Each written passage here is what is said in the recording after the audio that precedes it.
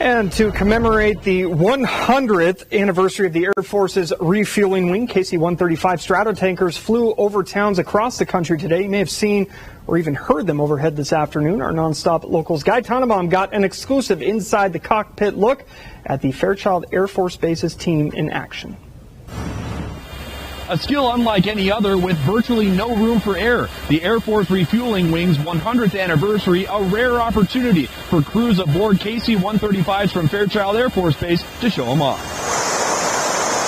Usually we're up so high, so getting down low and being able to let people see kind of what it looks like from a perspective of being right next to it is really cool. Major Zach Beegle, one of the pilots on today's mission, along with Captain Carson Fugel. Add in boom operator Staff Sergeant Raphael Duncan, and you've got one high-flying and highly trained KC-135 team. So whenever we get to show people what we do, and especially when they get to see it up close and see how close we actually are, it's kind of mind-blowing. Kind of mind-blowing might be an understatement. It's one of the most specialized jobs in the military for good reason.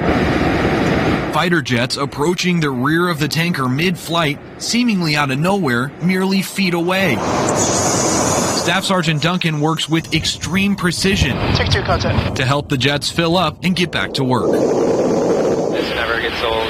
It's always fun. As soon as I get in the cockpit, it's work, and then as soon as we get airborne, it's just pure bliss. For Major Beegle, the anniversary mission, flying over towns all across the Northwest, also calls to mind the legacy of those who sat in pilot seats just like his for a century. I can't imagine what they went through, who even thought of the first person, like, let's just drop a hose out of this plane and start refueling somebody else so we can fly longer, to where we're at now. It's really mind-boggling to sit down and think about it all. He says how awesome his job is sometimes gets lost in the day-to-day grind. But then you do a mission like this and you're flying and you see Rainier in front of you a couple miles away and you're staying clear of it and it just kind of hits you, wow, I get to do this. Flying with the Air Force, Guy Tannenbaum, Nonstop Local.